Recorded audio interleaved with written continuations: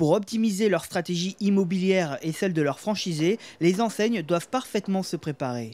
C'était justement l'objet d'une conférence organisée le 25 octobre dernier à La Défense. Et visiblement, si la recherche d'un local est un moment crucial dans la vie d'un franchisé, le sujet est loin d'être simple. Surtout dans le contexte actuel où les bons emplacements s'arrachent.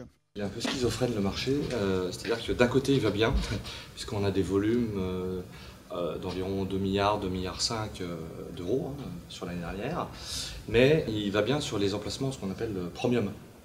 Les très très bons emplacements partent très vite. Pour le reste, les processus de décision restent très longs, très compliqués.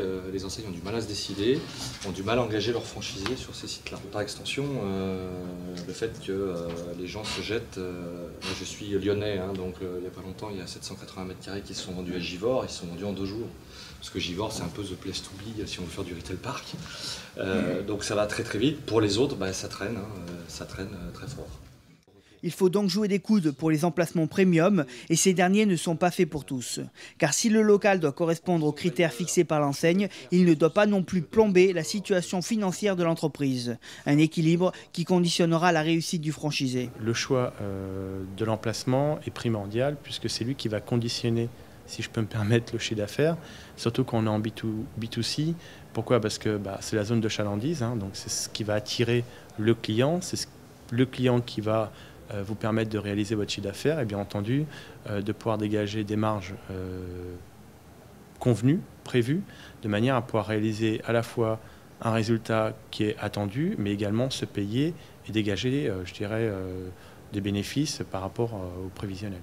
Choisir un local n'est donc pas un acte à prendre à la légère, et la signature du contrat l'est encore moins. De nombreuses règles doivent être respectées. Évidemment, l'emplacement est fondamental, donc il faut toujours respecter la typologie de l'emplacement, qui est un élément important du savoir-faire. On sait que ça fonctionne si on a tel type de flux, telle caractéristique. Il faut rester dedans. Le deuxième conseil, c'est finalement de garder à l'esprit que le bail est stratégique. C'est un contrat qui va générer des charges et c'est un contrat qui a aussi une valeur vénale puisqu'il peut être cédé avec le fonds de commerce ou de manière isolée si le bailleur en est d'accord. Sa négociation est donc absolument fondamentale et par conséquent il convient d'y prêter beaucoup d'attention, tant côté franchiseur que côté franchisé. Je pense qu'il faut qu'il fasse très très attention à son taux d'effort, c'est-à-dire son loyer plus charge. Ça va conditionner l'avenir de son entreprise, en partie, pas que, mais en partie.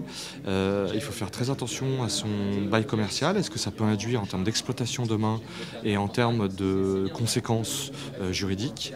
Donc la vigilance est vraiment de mise aujourd'hui. L'exercice peut s'avérer périlleux et difficile pour un franchisé, surtout s'il est novice.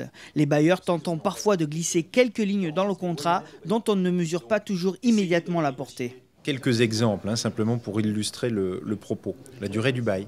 Le preneur peut normalement donner congé à chaque échéance triennale et le bailleur peut restreindre cette possibilité légalement.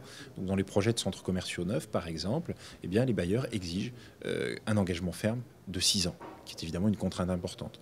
Un deuxième exemple, les clauses de répartition de charges. Habituellement, la loi définit une clé de répartition, mais il est possible d'y déroger contractuellement et le bailleur peut mettre à la charge du preneur des charges que la loi met normalement à sa charge. Ainsi, les conséquences financières du jeu de ces clauses peuvent être significatives pour les preneurs. Les enseignes ont donc intérêt à assister leurs candidats franchisés à la négociation juridique de leur bail. Sans pour autant porter atteinte à l'indépendance des entrepreneurs qui les rejoignent, les enseignes doivent une fois encore se montrer à la hauteur pour les épauler au mieux et assurer ainsi la pérennité du franchisé comme du réseau.